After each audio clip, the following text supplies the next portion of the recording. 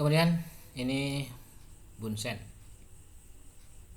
Bunsen ini di dalamnya nanti diisi oleh dengan spiritus. Kemudian ada sumbu di sini, dihidupkan sebagai sumber perapian. Kemudian cara mematikan bunsen ini jangan ditiup, cukup masukkan ketika ini sudah ada apinya. Kemudian ingin matikan, cukup masukkan saja tutupnya ini, masukkan tutupnya, jadinya seperti ini, nanti apinya akan mati dengan sendirinya. Cara mematikannya. Ini pemadam kebakaran. Ini pemadam kebakaran. Ini adalah dalamnya adalah serbuk dengan tekanan tinggi. Serbuk dengan tekanan tinggi. Ketika di ujung depannya ini di sini ada dua. Ini mirip seperti bom. Jadi cara membukanya ada dua. Buka di ujung sini dan buka di sini. Misal ada besi sini menusuk di sini, besi menusuk sini, itu di sini dilepas. Kemudian ini lepas, baru ini sudah bisa dipencet gasnya ini. Dia akan mengeluarkan serbuk.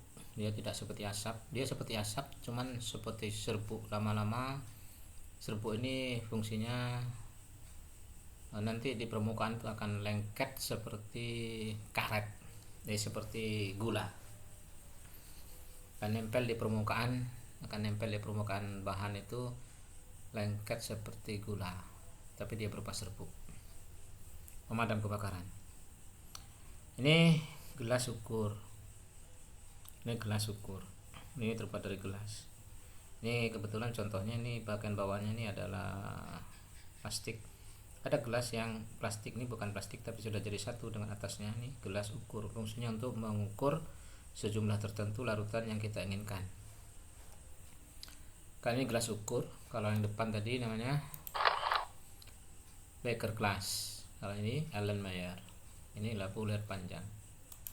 Yang tadi gelas ukur. Kalau ini untuk mengukur satu larutan ya, cairan yang ingin diambil. Kalau labu tadi bukan untuk mengukur, tapi menuang sejumlah tertentu agar jumlahnya pas. Ini untuk membuat larutan dengan konsentrasi tertentu.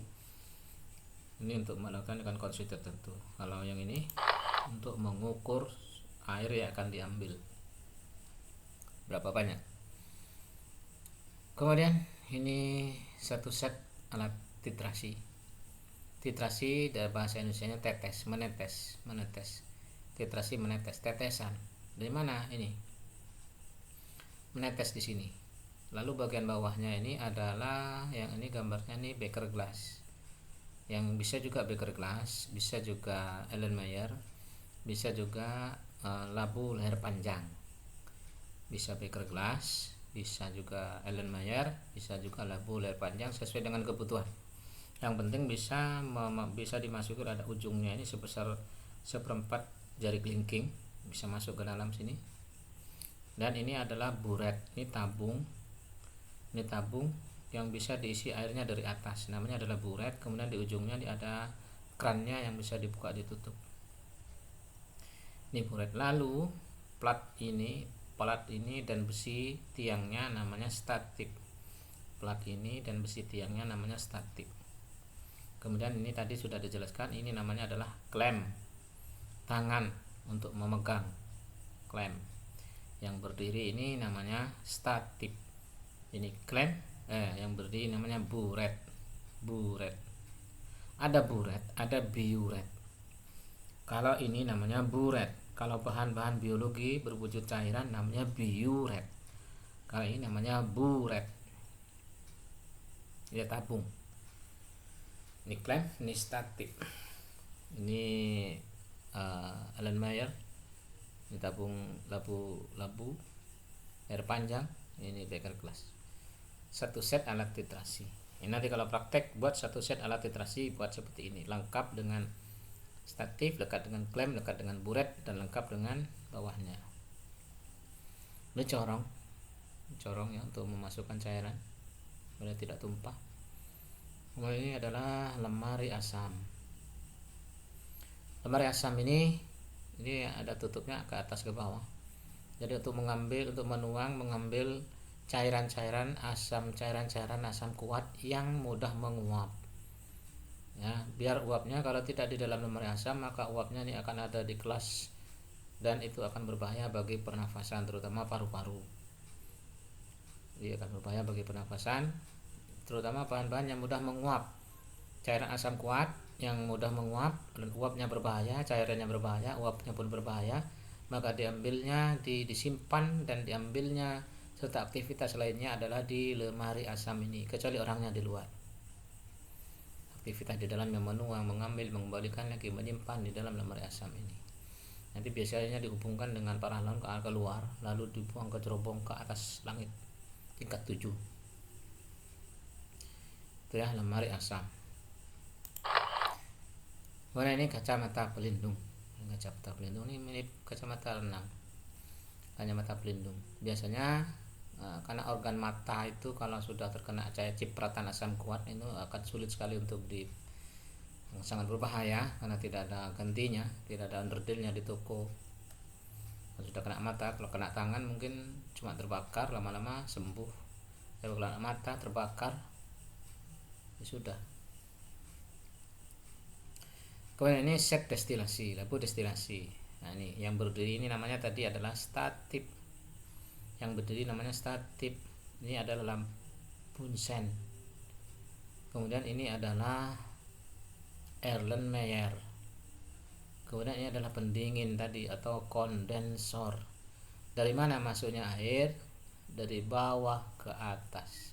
Bukan dari bawah atas ke bawah, tapi dari bawah ke atas. Kalau dari atas ke bawah, maka airnya akan cepat sekali mengalir sehingga di sini akan terbentuk rongga udara. Rongga udara sehingga proses kondensasinya atau proses pendinginannya tidak maksimal. Tapi kalau dari bawah, nanti sini akan ada air, bahkan sampai ke puncaknya sini pun tetap akan ada air sehingga tidak ada rongga udara dan sehingga proses pendinginannya berjalan dengan sempurna. Maka masukkan air dari bawah pakai selang, dihubungkan kran, dari kran pakai selang masukkan ke sini sampai penuh baru keluar ke sini proses pendinginannya. Kemudian ini klem. Untuk nanti kalau ada percobaan seperti ini, klemnya ini jangan kuat-kuat, murbautnya itu terbuat dari besi, jangan kuat-kuat, nanti ini labunya remuk karena ini terbuat dari kaca. Jangan dipegang, di setting terlalu kuat, nanti ini remuk. Dan kebanyakan nih remuk karena di setting kuat-kuat, tenaga becak yang dipakai. Set destilasi. Kemudian ini kayu penjepit. Kayu penjepit ini biasanya digunakan untuk memegang, untuk memegang tabung reaksi yang mau dipanaskan. Tabung reaksinya dipegang di sini.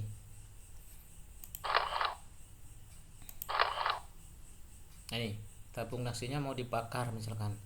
Kalau dipegang pakai tangan panas. Nah, peganglah pakai kayu penjepit ini. Ini untuk mengunggang tabung reaksi yang mau dipanaskan. Tapi kalau ini besi penjepit untuk memegang apa tadi? cawan porselen yang panas atau crucible yang panas. Itu ya. Nah, ini untuk memegang tabung reaksi yang panas sini. Lalu timbangan analitik. Nah, sebelum digunakan, cara menimbang ini adalah taruh biasanya untuk menimbang sesuatu itu di atas kaca arloji.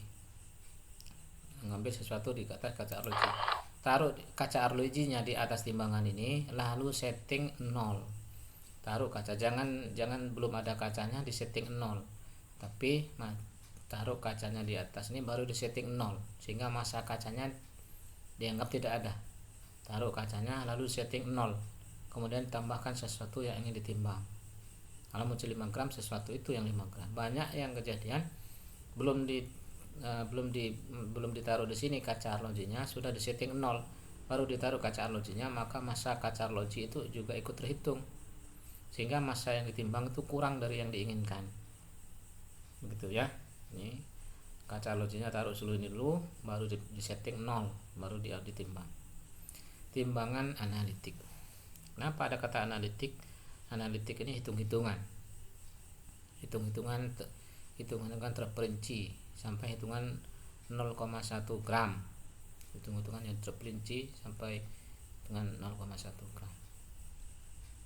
Biasanya ini sampai maksimal setengah kilogram. Lebih dari setengah kilo sudah tidak bisa pakai timbangan yang lain lagi. Itu ya nama-nama alat dan bahan. Sekali lagi silakan diingat-ingat namanya. Nanti akan ada tes untuk mengingat ini semua. Ada tes untuk mengingat ini semua. Saya ulang dari depan.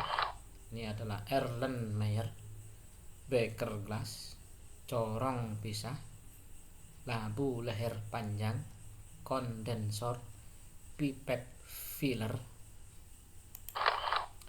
pipet ukur, kawat negro, pipet tetes, pengaduk kaca, tabung reaksi, spatula,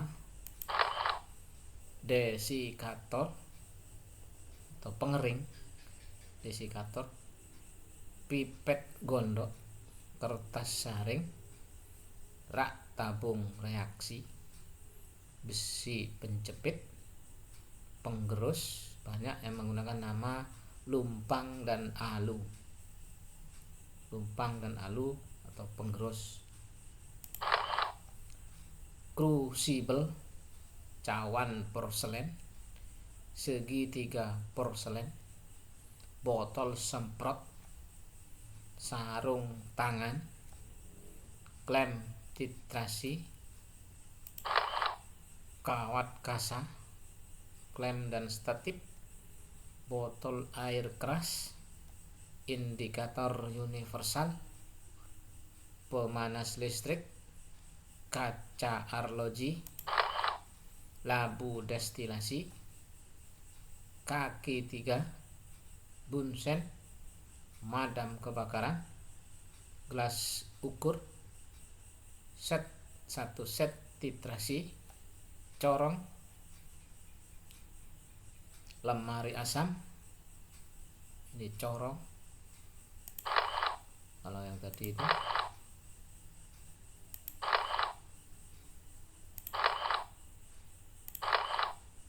corong pisah.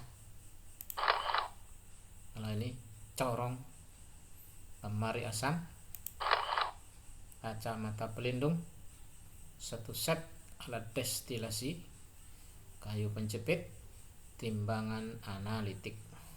Itu ya untuk nama alat yang ada di laboratorium kimia. Sebagian, masih banyak lagi alat-alat yang belum ditampilkan di layar.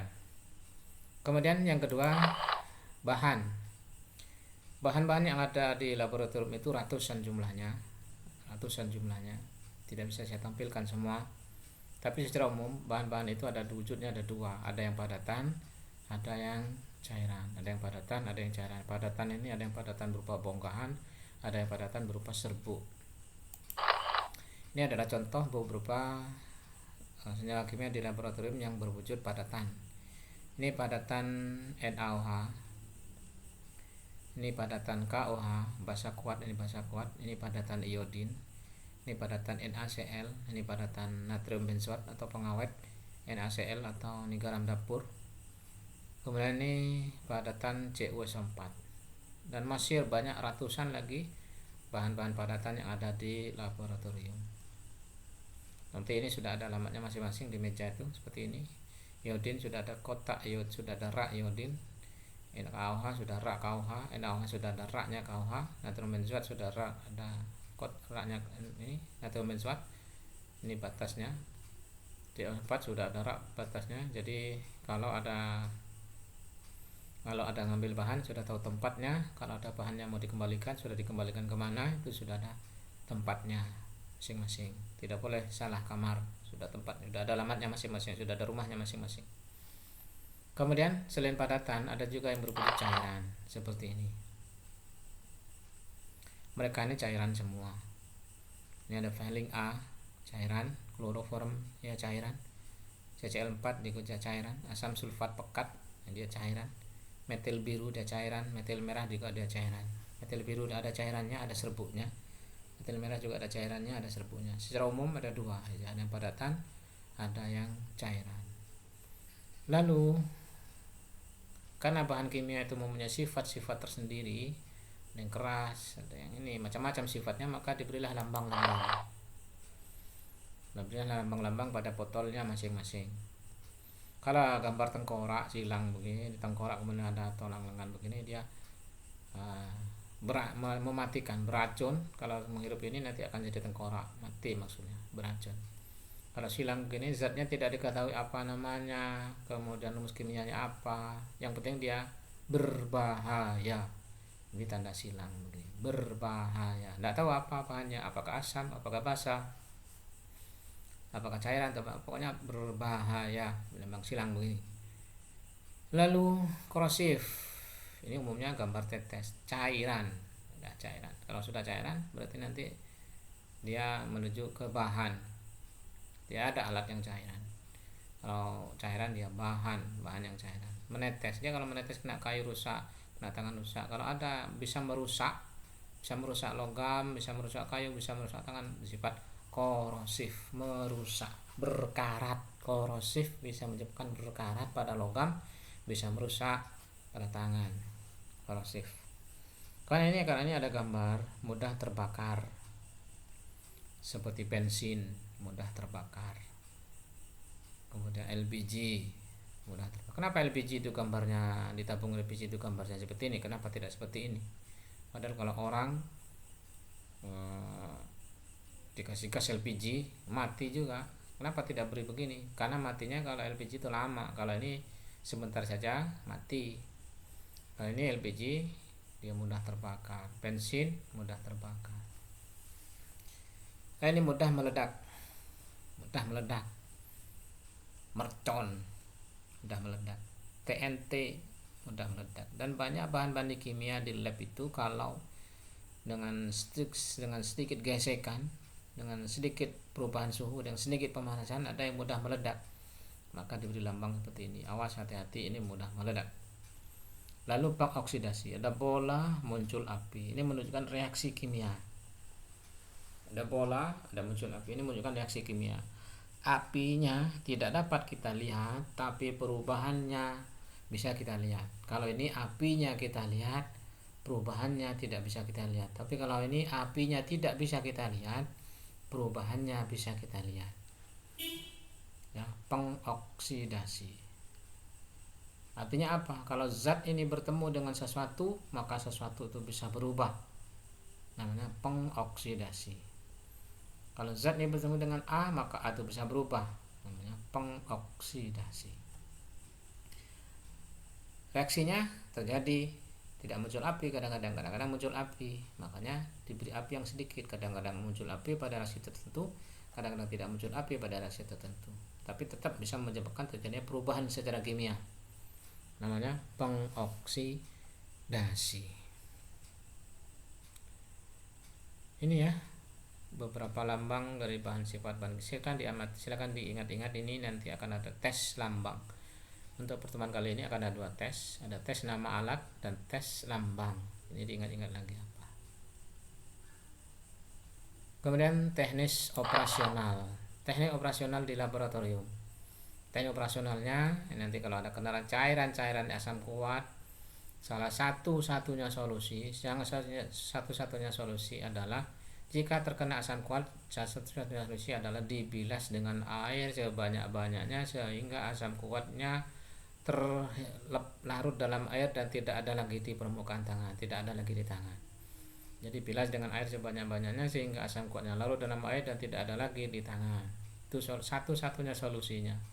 Nangis tidak akan bisa menyebabkan ini akan lebih baik.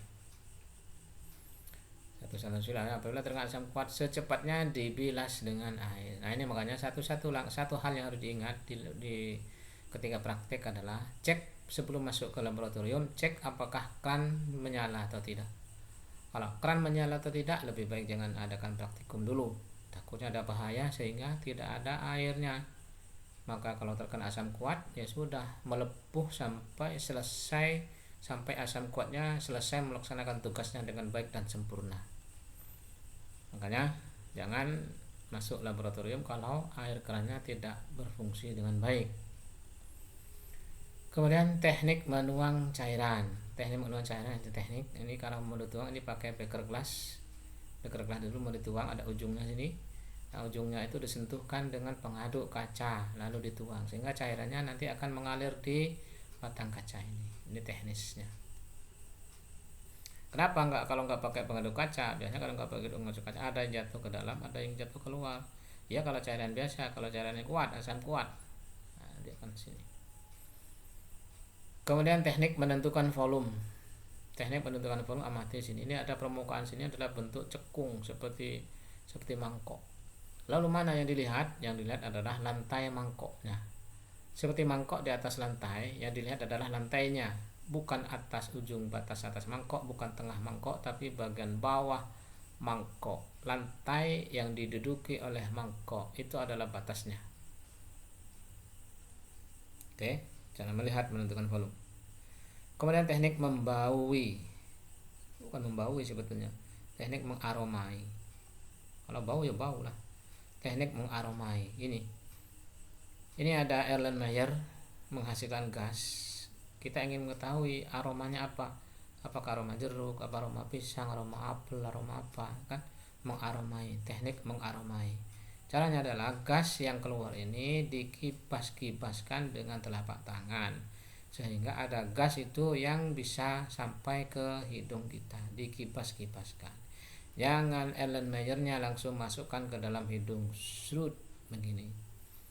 Takutnya nanti karena ini hidung ini berhubungan dengan otak, nah, ya gasnya tidak berbahaya. Kalau ternyata gasnya berbahaya masuk ke otak, nanti otaknya rusak, gangguan saraf, bisa jadi kejang-kejang di lab nanti gara-gara membaui sesuatu. Gitu ya, ini teknik membaui, dikibas-kibaskan, jangan langsung di aromai begini.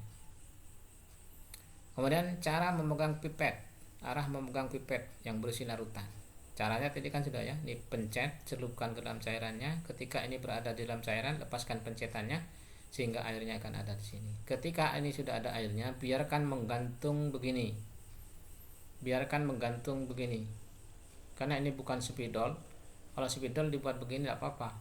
Kalau dibuat seperti ini, maka cairan yang ada di sini ini akan mengalir berada di karetnya ini, sehingga karetnya nanti akan rusak. Kalau bisa jadi jebol, nanti kena tangan kalian, netes kemana-mana. Biarkan menggantung begini. Itu ya teknis operasionalnya di laboratorium. Dan banyak lagi teknis-teknis operasional, nanti silakan diamati dengan baik dan benar. Kalau ada modul partikulnya silakan diamati modulnya, ada petunjuknya silakan diamati petunjuknya. Lalu ada alat keselamatan, alat-alat keselamatan P3K. Ini biasanya berisi dengan kalau ada luka, ambil di P3K. Kalau misalkan ada kaca pecah, kemudian tangan sobek karena pecahan kaca, sobek misalkan, nah ditutup lukanya, dagingnya yang sobek itu diikat dengan kain yang ada di P3K. Jangan dijahit sendiri, nanti dijahit sendiri, biarkan dokter yang menjahitnya. Atau jangan juga pakai staples, sobek 2 cm lalu di staples begitu, jangan, nanti tetanus, malah tambah bahaya. Ada obat merah. Obat merah fungsinya itu untuk mensterilkan biar tidak ada infeksi. Obat merah itu fungsinya untuk mensterilkan biar tidak ada infeksi. Kalau tidak ada obat merah bagaimana?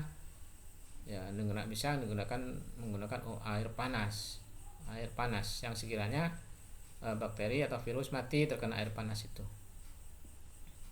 Jangan sampai air yang mendidih, air panas, nanti lukanya matang. Kalau pakai air mendidih, pakai air panas. Lalu ini susu. Untuk apa susu?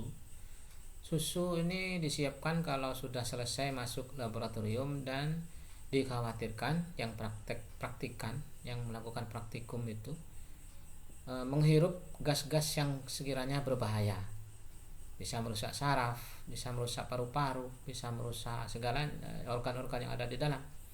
Maka susu ini antisipasinya segera dikonsumsi. Fungsinya ada 2, untuk menetralkan racun. Susu ini fungsinya untuk menetralkan racun. Lalu yang kedua adalah untuk memperbaiki organ-organ tubuh yang rusak, mempercepat metabolisme penyembuhan tubuh yang rusak, yang dirusak oleh zat-zat racun yang dihirup tadi. Maka siapkan susu. kecuali kalian punya ilmu kebal terhadap racun, boleh. Kebal terhadap racun boleh, kebal terhadap ini boleh, apa-apa. Tapi kalau tidak punya ilmu kebal terhadap racun, tidak ilmu kebal terhadap virus corona, tidak punya ilmu kebal terhadap asam, nah, siapkan susu konsumsi. Kacamata pelindung sudah tadi ya, yang untuk melindungi mata dari cipratan, tetesan asam-asam kuat. Masker, kenapa ini masker, kenapa ini bukan baker? Apakah ini miliknya laki-laki? Bukan. Mask ini adalah wajah, mask adalah wajah, pelindung wajah. Kenapa kok hidung dan mulut yang dilindungi? Ya tidak tahu. Masker pelindung, topeng wajah, masker. Ini adalah masker untuk debu. Yang seperti ini adalah masker untuk debu. Ada di laboratorium itu masker untuk gas, bentuknya bulat, bisa menyaring gas. Nanti kalau yang praktek itu menggunakan masker gas ya persis seperti astronot. Jadinya menakutkan kalau masuk lab itu, nanti tingkatan lab kimia pakai seragam astronot semua, heboh nanti. Ya, ini masker masker debu ya, nggak apa-apa lah, nggak